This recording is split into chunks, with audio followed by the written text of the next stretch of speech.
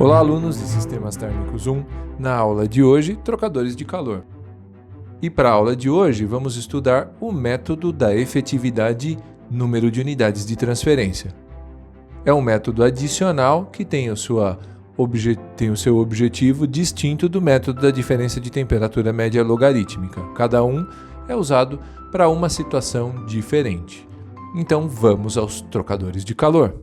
O objetivo principal de um trocador de calor é facilitar a transferência de calor entre dois fluidos. Nos trocadores de calor, nós trabalhamos com dois fluidos, sendo obrigatoriamente um o fluido quente e o outro o fluido frio. Basicamente, a gente estava fazendo balanço de energia nos fluidos. Nessa condição, no trocador de calor, nosso fluido ora vai estar mudando de fase, ora ele vai estar alterando a sua temperatura. Nota que se eu estiver fazendo um balanço num fluido que não muda de fase, o balanço de energia nesse fluido pode ser calculado como vazão em massa vezes o calor específico vezes a variação de temperaturas.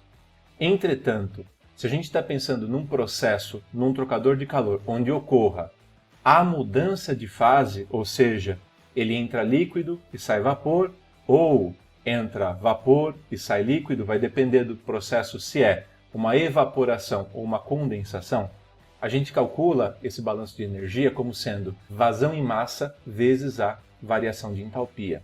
Toma cuidado com o uso do calor latente. Por quê? Se você usar o calor latente de vaporização ou o calor latente de condensação, certifique-se que entre a entrada e a saída o fluido está entrando 100% líquido e saindo 100% vapor, ou vice-versa, dependendo do processo. Nos trocadores de calor, era muito importante que vocês se lembrem com relação à classificação dos trocadores de calor, quanto às correntes. Então nós podemos, se os dois fluidos caminham no mesmo sentido no trocador de calor, esse trocador de calor será considerado de corrente paralela. Se os fluidos migram dentro do trocador de calor em direções opostas, nós estamos trabalhando ou operando numa situação contracorrente. Além disso, existe a situação onde os fluidos estão num processo ortogonal, ou seja, é chamado isso de fluxo cruzado. Nos fluxos cruzados, eles têm duas denominações. Para o fluido que passa ao redor dos tubos do lado externo, ele pode ser categorizado com ou sem mistura. Esse efeito de com ou sem mistura é um pouco abstrato e longo a sua discussão, mas a ideia é simples. Nota, se eu estiver trabalhando com um conjunto de tubos e o fluido externo passa ao redor de aletas, significa que esse fluido que migra dentro dos canais da aleta, ele não pode ter fluxos transversais.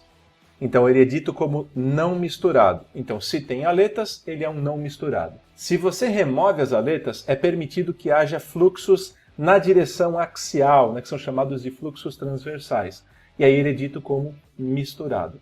Nota que o fluido que está migrando dentro da região dos tubos, esse efetivamente não está com ou sem mistura. Sim, se refere sempre ao fluido externo. Simples então, sem aletas eu digo que ele pode se misturar, com aletas não misturado. Partindo de um trocador de calor, que é o mais simples do ponto de vista construtivo, que é o tubo duplo, utilizando uma condição de operação de contracorrente para os escoamentos, e supondo que o fluido A é o fluido quente e o fluido B é o fluido frio, apenas a título de curiosidade, como é que ficavam a indicação das correntes, imaginando que nenhum dos dois fluidos mudasse de fase? Eu vou usar T minúsculo para indicar a temperatura do fluido frio e T maiúsculo para indicar a temperatura do fluido quente. Nós vamos utilizar os índices 1 para a entrada e 2 para a saída. Sendo que, na condição indicada desse trocador de calor, as temperaturas vão ficar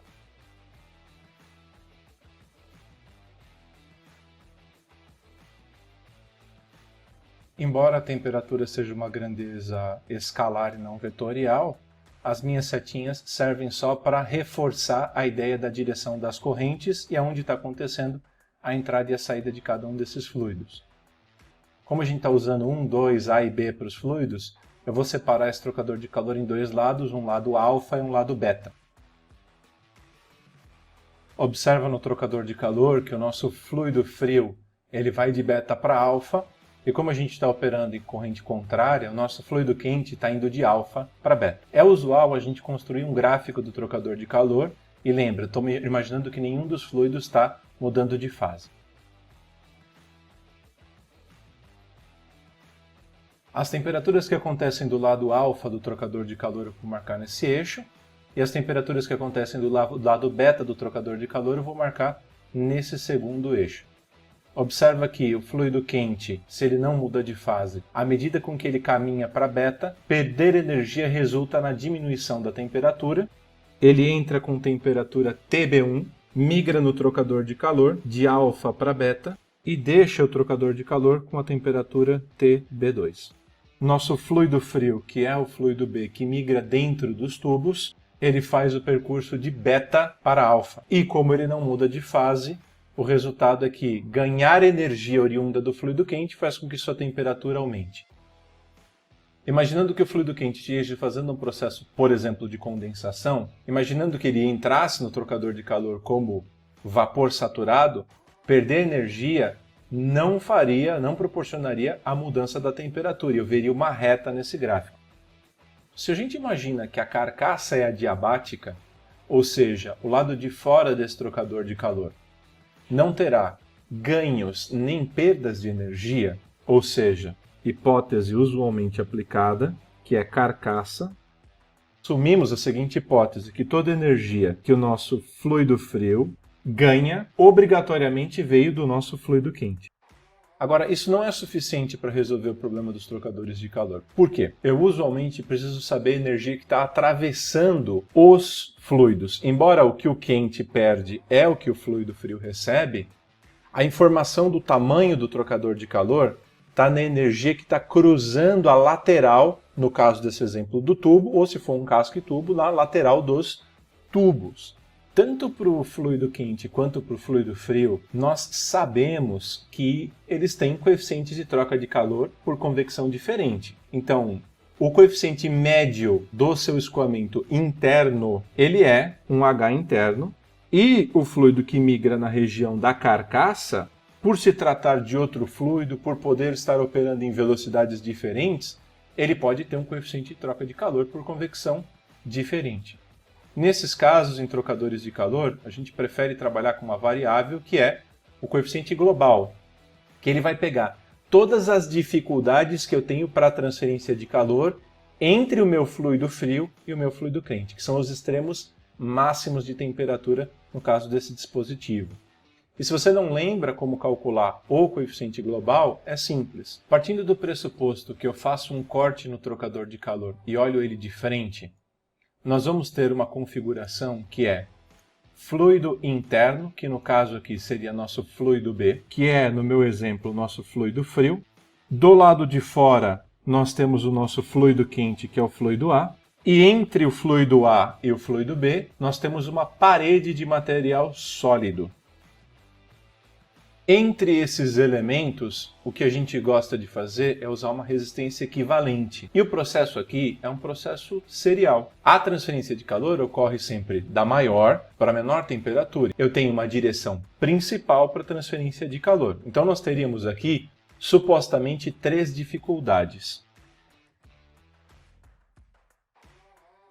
É óbvio que se eu chamar a resistência equivalente desse tramo, será a resistência por convecção interna, mais a resistência por condução, mais a resistência por convecção externa. Essa equivalente, a gente gosta de agrupar ela num único coeficiente, é como se fosse um coeficiente de troca de calor que pegue todas as dificuldades, que é o nosso bom e velho coeficiente global. Então isso aqui será 1 sobre U vezes a área. Essa área que acompanha o coeficiente global vai definir se ele é um coeficiente global baseado na área interna, então logo esse cara vira área interna, ou então ele vai ser um coeficiente global baseado na área externa, então logo essa área será a área externa. Tão simples quanto possa parecer. Isso é igual a 1 sobre H interno, área interna, mais transferência de calor radial em um tubo, resistência por condução, é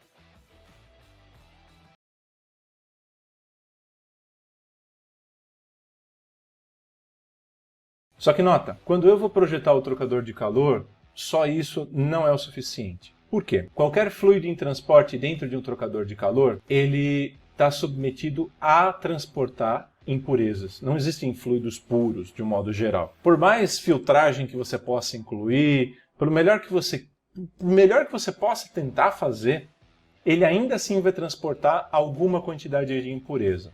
Existem vários tipos de impureza. Pode ser impureza orgânica, pode ser particulado sólido sendo transportado, pode ser reação química por causa de diferença de potencial. Tem milhares de condições. Mas o resultado prático é que na parede da tubulação, ele vai aderindo material particulado sólido e o resultado prático é que esse material não é um supercondutor, mas sim um isolante térmico.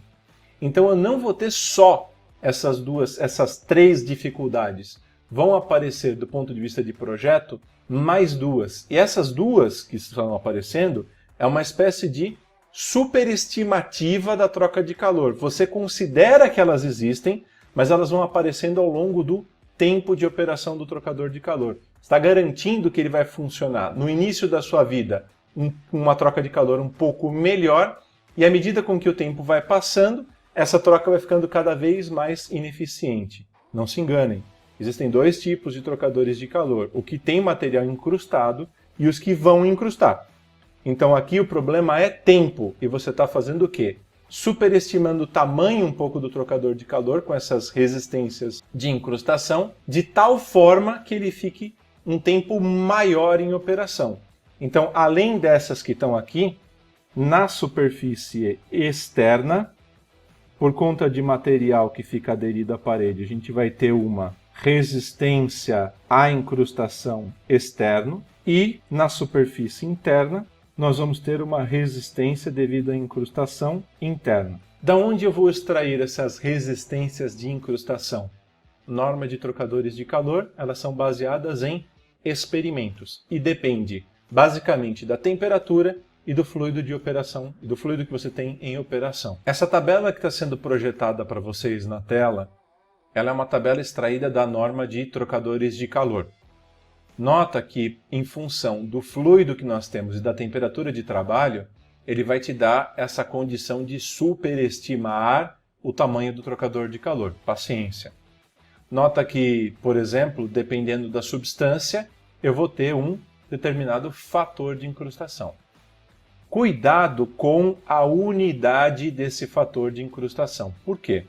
Quando eu olho para a expressão aqui em cima, é um tanto quanto óbvio que a unidade dessa expressão é Kelvin por watt ou Celsius por watt, tanto faz. Agora, quando você vai usar os fatores de incrustação, não basta somá-los aqui. Então eu preciso dividir pela área da onde eu tenho incrustação. Então, se eu utilizar o fator de incrustação externo, eu vou dividi-lo pela área externa. E se eu usar o fator de incrustação interno, eu vou dividi-lo pela área interna. Por quê? A unidade desse elemento é metro quadrado, Celsius por watt, e se eu quero somar, obviamente todos os termos têm que ter a mesma unidade. Bom, isso aqui é a única coisa nova que eu apresentei até agora para vocês. É um tanto quanto óbvio que a gente vai usar. Nota, a metodologia que vocês viram, o método da diferença média logarítmica, ele é muito bom quando a gente consegue fazer os balanços nos fluidos, ou seja, quando você conhece as temperaturas de entrada e saída nos processos. E aí, os balanços são diretos e normalmente você quer saber qual é a área que você precisa para atingir aquela condição de troca de calor. Agora, se eu tiver um trocador de calor pronto de bancada e eu conhecer só as temperaturas de entrada do trocador de calor, usar o método da diferença média logarítmica vai fazer com que você tenha que ficar fazendo inúmeras iterações. É óbvio que na atual circunstância do mundo que a gente vive hoje, iterar já não é mais nenhum problema. Mas existe um outro método que pode ser empregado para trocadores de calor, quando eu conheço a geometria do trocador de calor e as condições de entrada e quero saber, por exemplo, a temperatura de saída dos fluidos. Esse método é chamado de método da efetividade NTU. Quando nós estudamos escoamentos internos, usando um processo de temperatura superficial constante, nós chegamos a uma equação matemática.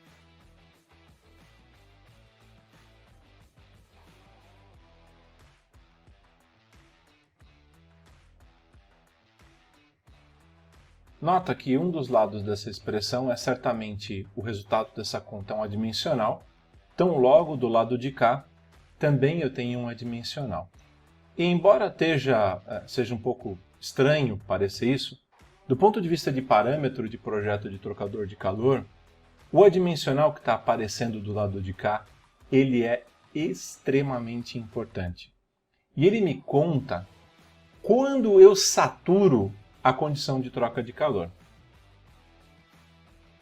Em inglês, é um acrônimo para Number of Thermal Units, tá? Eu vou usar NTU porque todos os gráficos da disciplina que eu tenho estão indicados como NTU.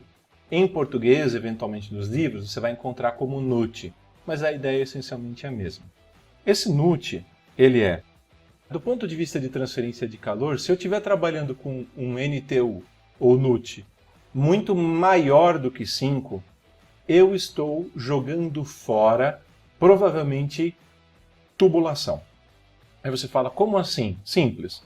Vamos fazer um cálculo bem trivial, tá? Só para chegar a uma conclusão importante. Vamos imaginar que a temperatura dessa superfície aqui, desse tubo, seja 150 graus Celsius. Que eu esteja injetando ar dentro dessa tubulação a 20 graus Celsius e eu quero saber a que temperatura eu tenho de saída desse ar. Só que a gente vai usar uma condição limite, onde eu falei, olha, desse ponto em diante já estou jogando material no lixo, que é NUT, ou NTU, perdão, igual a 5. Maior que 5 já foi. Mas estou usando igual a 5. Se você substituir isso nessa expressão e calcular a temperatura de saída, vamos fazer um teste. Nessa condição, se você observar, a temperatura de saída desse ar já está praticamente igual à temperatura da superfície. O que isso significa?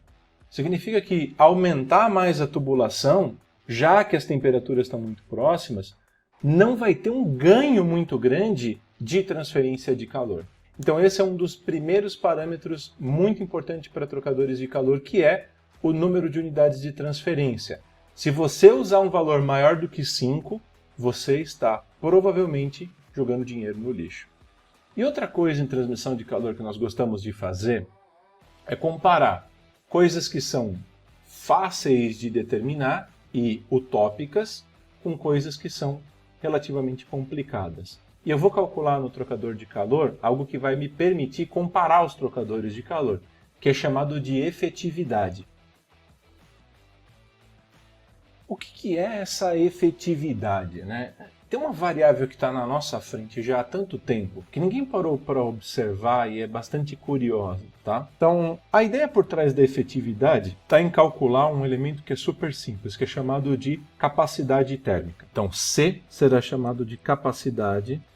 O que é a capacidade térmica? É simples, é a multiplicação da vazão em massa vezes o calor específico. Só isso? Só. Se você fizer análise dimensional no sistema internacional do produto dessas duas coisas, isso aqui vai ficar Joule por segundo é Watt, portanto, Watt por Kelvin, ou, como é oriundo de um ΔT, Watt por graus Celsius. Quando eu olho para uma substância e eu digo para vocês, né, para um trocador de calor, um dos fluidos, e calculo, e chego à conclusão que a capacidade térmica do nosso fluido, sei lá, vamos pensar, do fluido A. A capacidade térmica do nosso fluido A, ele é 1 Watt por grau Celsius ou 1 Watt por Kelvin, tanto faz. Né? O que você entende com relação a isso?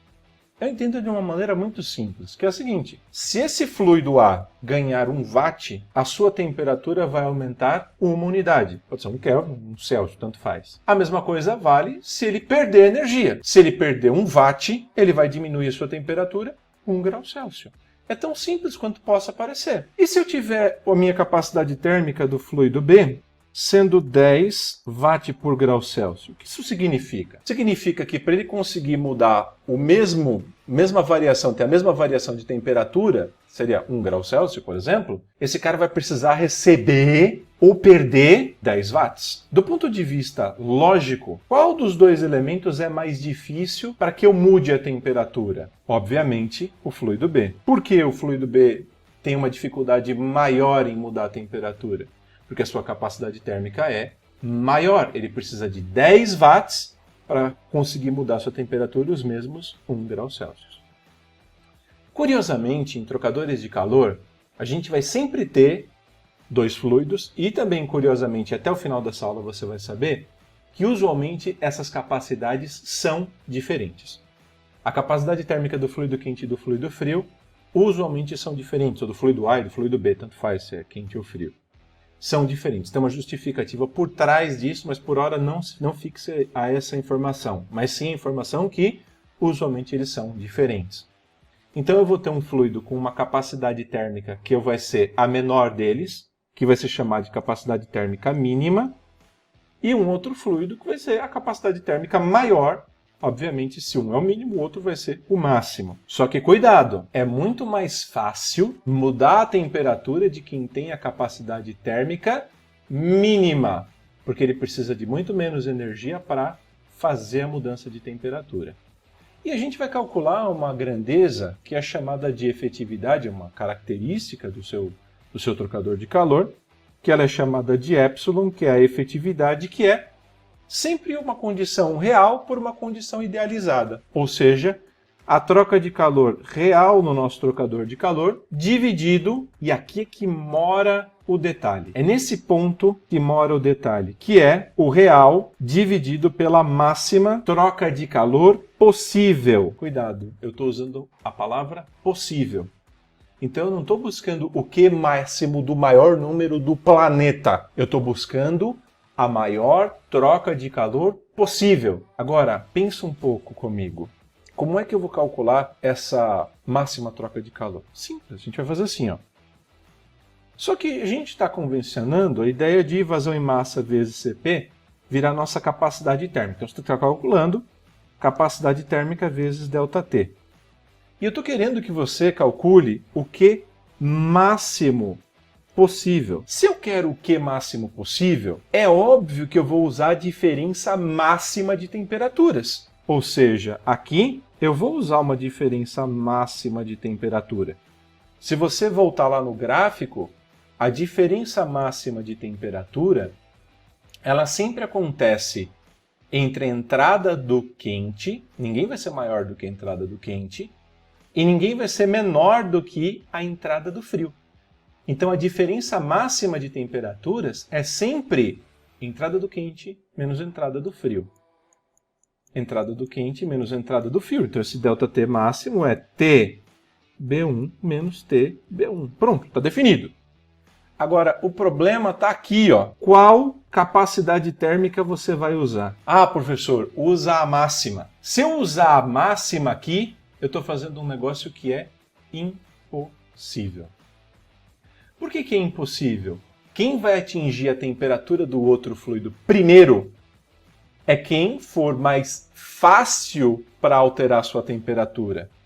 E quem é mais fácil de alterar a temperatura é o fluido que tem a menor capacidade térmica. Então a conta que você está fazendo aqui é, olhando para esse trocador de calor do início da aula, quem chega primeiro na temperatura do outro? Por exemplo, é o fluido quente que vai atingir primeiro a temperatura do nosso fluido frio? Ou é o nosso fluido frio que vai atingir primeiro a temperatura de entrada do fluido quente? Ah, professor, mas isso é impossível. Não, pensa que você tem um trocador de calor bem grandão e você está vendo quando satura a troca de calor, que é quando um desses fluidos atingir a temperatura de entrada do outro. Agora, quem vai fazer isso primeiro é quem é mais fácil para alterar a temperatura e é quem tem a capacidade térmica mínima. Então aqui, a máxima troca de calor possível, ela vai ser calculada com um C mínimo, com um menor, porque ele altera a sua temperatura mais facilmente do que o outro fluido. Seria uma condição possível. Então, esse Q máximo possível definido aqui, vou escrever de uma maneira mais bonita, ele sempre vai ser calculado como capacidade térmica mínima vezes a diferença máxima de temperatura. Isso é fácil de calcular, porque normalmente as temperaturas de entrada dos fluidos a gente conhece. Num processo, isso é largamente conhecido. Ah, eu vou pegar o fluido de uma instalação que está numa temperatura X, com outro fluido que está em outra instalação com uma temperatura Y. Isso é efetivamente conhecido, fácil de informação. A capacidade térmica, calculo dos dois fluidos e uso a menor. e vou saber a máxima condição possível de transferência de calor. Ah, professor, e o que você quer determinar com isso? Eu quero determinar a troca de calor real. Então eu vou ter gráficos ou equações que me permitem calcular essa efetividade. O nome desse método é o método da efetividade NTU. Nós vamos ter equações ou gráficos que vão me dar a relação entre a efetividade em função do número de unidades de transferência ou o número de unidades de transferência como sendo uma função da efetividade. De modo que se eu tiver o NTU eu acho a efetividade, se eu tiver efetividade eu acho o NTU, então logo vai ser possível calcular essa troca de calor real ou o contrário.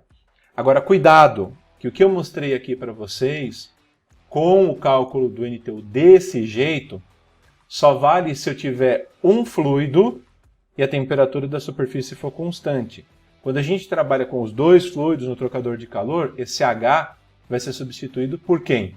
Pelo coeficiente global. Então, efetivamente, o nosso NTU ele será calculado como U vezes área de superfície, vazão em massa, vezes CP. Essa vazão em massa e CP, nota que a gente não tem dois fluidos. Então, eu posso ter uma vazão em massa e um CP num fluido diferente da do outro. Então, eu tenho que parametrizar uma capacidade térmica. Então, a gente vai parametrizar com a capacidade térmica mínima, tá? Então, assim vai ficar definido o nosso número de unidades de transferência. E aqui é que vem a parte mais legal do ponto de vista de compreensão do porquê as coisas são como são. Algumas perguntas que eu gostaria muito de ter podido responder quando eu usei diferença média logarítmica era: qual o melhor trocador de calor? Qual a melhor condição de troca térmica? Por que as capacidades térmicas têm que ser diferentes? Essas são perguntas extremamente importantes, que até o final dessa aula você vai saber. Por exemplo, vamos olhar os gráficos de efetividade em função de número de unidades de transferência.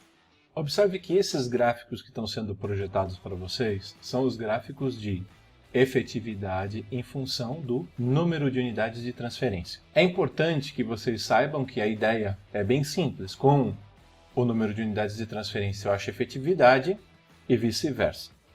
Mas esses gráficos têm uma história muito importante para contar para a gente, que é o seguinte. A primeira coisa que eu observo nesses gráficos é que quem ocupa a posição mais superior dessas linhas que ele está projetando para a gente é sempre quem tem a razão entre capacidade térmica mínima e máximo igual a zero. Como seria possível que C mínimo por C máximo desse zero? Vamos pensar um pouco. Para que essa razão dê zero, significa que C máximo tem que tender a infinito. Então, C máximo...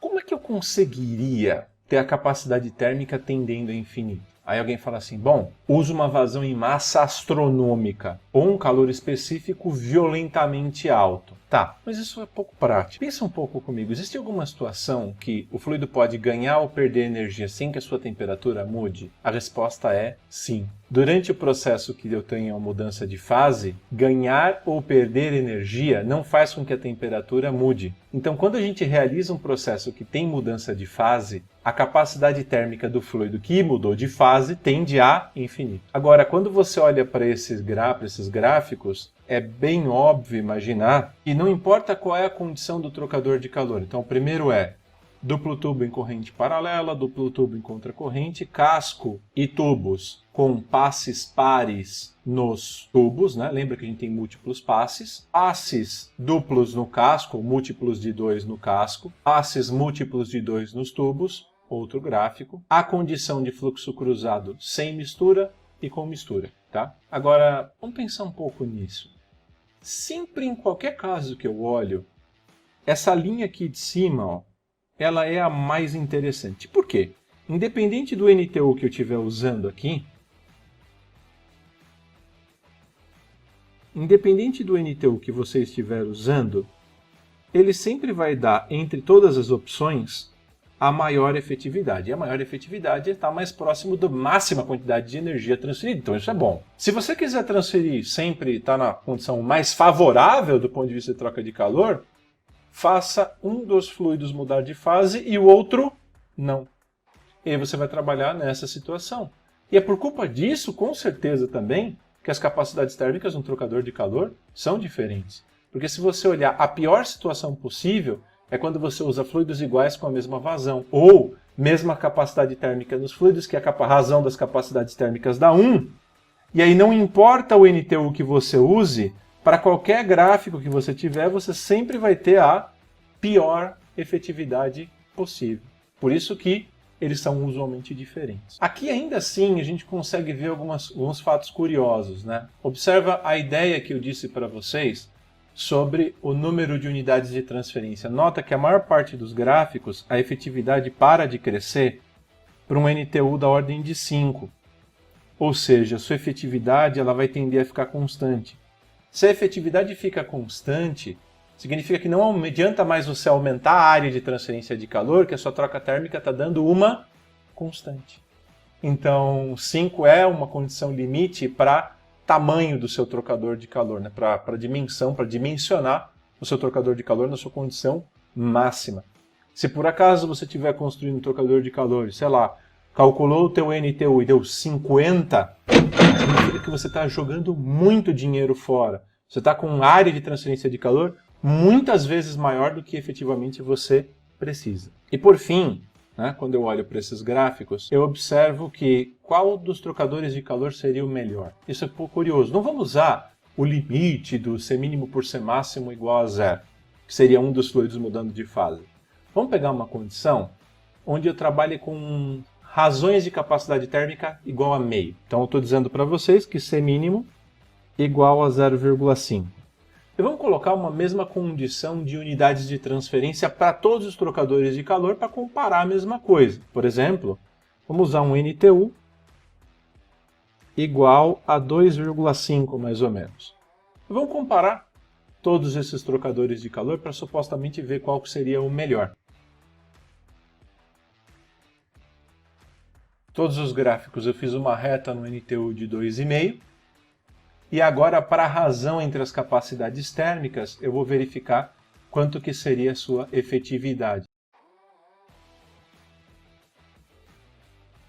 Quando a gente analisa essas condições, então, por exemplo, se você estiver operando em corrente paralela, num duplo tubo, isso aqui vai te dar algo em torno de 63% de efetividade. Se eu inverter a direção de um dos fluidos no mesmo trocador de calor, a sua efetividade vai para 81%.